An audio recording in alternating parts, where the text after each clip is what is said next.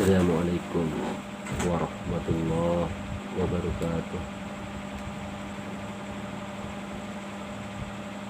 Innal hamdalillah nahmaduhu wa nasta'inuhu wa nastaghfiruh wa na'udzu billahi min shururi anfusina wa min sayyiati a'malina.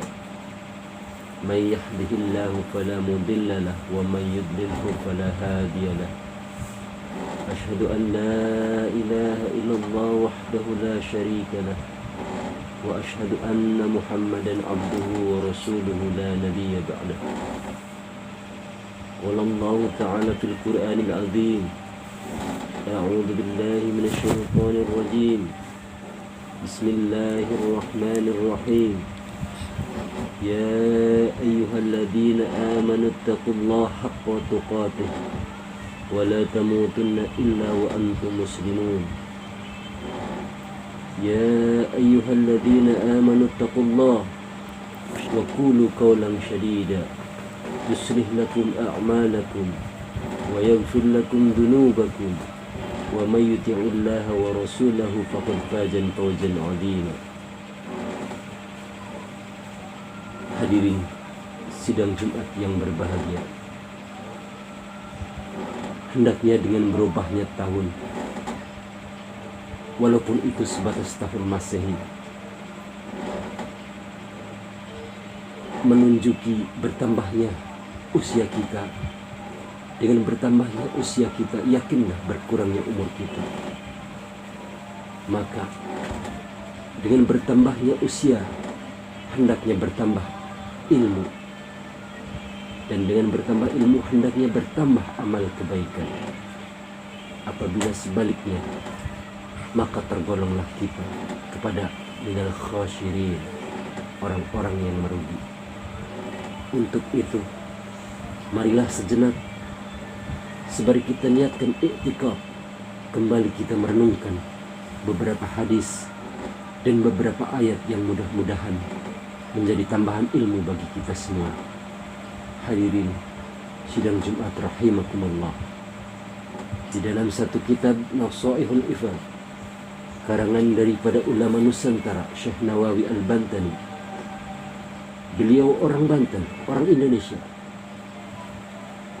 diriwayatkan tentang satu hadis daripada Sya'al bin Sa'ad,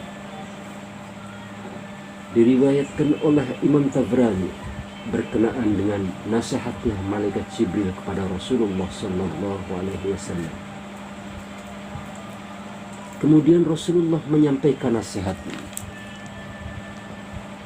kepada para sahabat yang hendaknya menjadi pembelajaran dan peringatan bagi kita semua sebagai umatnya. Suatu ketika Rasulullah bersama para sahabat, Rasulullah bersabda, "Ya ashabi, wahai sahabatku, apakah kalian semua ingin mendengarkan suatu nasihat yang pernah malaikat Jibril menasihati diriku ini?" Para sahabat menjawab, "Tentu ya Rasulullah." Tsumma qala, kemudian Rasulullah melanjutkan sabdanya, "Telah datang malaikat Jibril kepadaku, faqala." Lalu beliau berkata kepadaku, kata Rasulullah, "Ya Muhammad, isma syi'ta." Wahai Muhammad, hiduplah sesukamu. Apakah engkau ingin kafir atau mukmin? Apakah engkau ingin maksiat ataupun taat? Terserah. Allah memberikan kebebasan kepadamu. Akan tetapi ingatlah, fa innaka mayitun, sesungguhnya engkau akan mati. Sesungguhnya engkau itu akan meninggalkan alam dunia ini. Kullu nafsin dha'iqatul maut, setiap makhluk yang bernyawa pasti mengalami mati. Muhammad, aynama takunu yudrikumul mauta walau kuntu fi burji musyayyada. Dimanapun engkau berada, kemanapun engkau pergi, apapun pangkat dan jabatanmu yang engkau sandang, siapapun dirimu, walaupun engkau masuk di dalam peti besi sekalipun, namun kematian tetap akan menjumpai dirimu. Muhammad, qul innal mauta alladhi tafirruna min fa innahu mulaqiku. Katakan olehmu wahai Muhammad, sesungguhnya kematian, sekalipun banyaknya manusia lari dari kematian, fa innahu mulaqiku, akan tetapi sesungguhnya kematian itu akan menunggu. Isma syi'ta, hiduplah sebagaimana yang kamu suka, tapi ingatlah, fa innaka mayitun, sesungguhnya engkau akan mati. Yang kedua, kata Rasulullah, malaikat Jibril menasihati diriku, wahai sahabatku sekalian, ya Muhammad, wahbib man syi'ta, cintailah apa yang engkau cintai, cintailah apa yang engkau ingini, cintailah apa yang kamu sukai, tapi ingat, fa innaka mufarrikuhu, sesungguhnya engkau akan terpisah dengan siapapun yang kamu cintai. Sesungguhnya engkau akan terpisah dengan apapun yang kamu cintai. Oleh karena itu, hadirin jemaah Jumat yang berbahagia, jangan terlalu kita mencintai sesuatu sehingga penuhlah hati kita ini dengan cinta terhadap makhluk, lupa kita kepada Allah Subhanahu wa taala. Yakin dan percayalah, apabila sesuatu telah melebihi yang kita cintai, suatu ketika bisa pula sesuatu itulah yang kita benci. Dan jangan terlalu melebihi membenci sesuatu. Siapa tahu suatu ketika yang kita benci itulah yang akan kita cintai. Yang ketiga, kata Rasulullah, Jibril menasihati diriku, wahai sahabatku, wa'mal ma syi'ta, lakukanlah apa sekehendakmu, kerjakanlah semua apa keinginanmu, Allah berikan kebebasan kepadamu. Tapi ingat, wahai Muhammad, fa innaka majziyun bih, sesungguhnya apa yang engkau kerjakan, apa yang engkau lakukan, apa yang kau perbuat, kelak Allah akan memberi balasan yang setimpal kepadamu. Faman ya'mal misqala dzarratin khairan yarah, siapa saja yang melakukan kebaikan walau sebesar zarrah, Allah akan memperlihatkan kepadamu.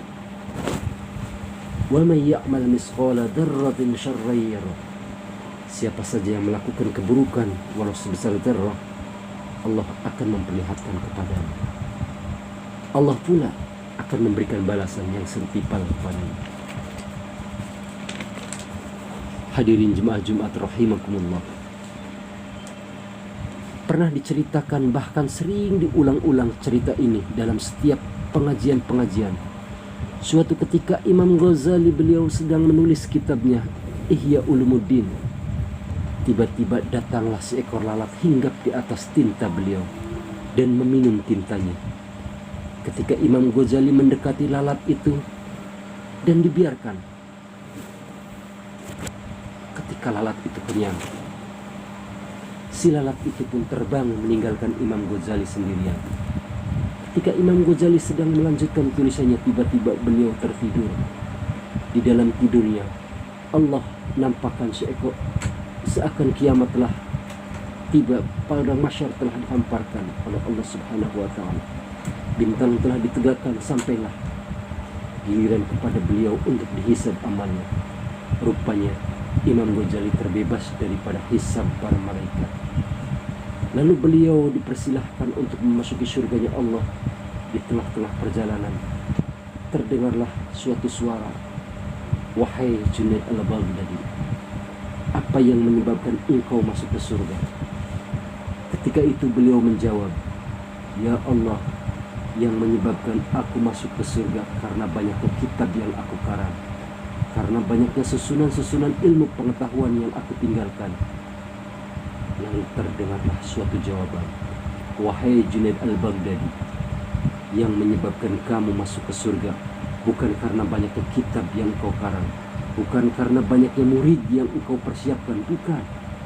Tapi yang menyebabkan engkau masuk ke surga adalah dikarenakan engkau biarkan makhluk hamba yang hina meminum tintamu.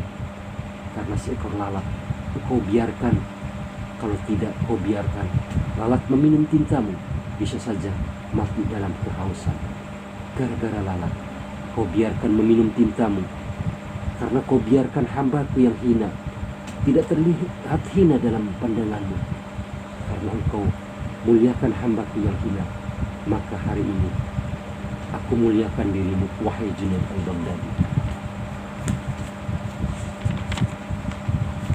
Barakallahu li wa lakum fil Qur'anil azim, wa nafa'ani wa iyyakum bima fihi minal ayati wa dzikril hakim, wa taqabbala minni wa minkum tilawatahu innahu huwal ghafurur rahim.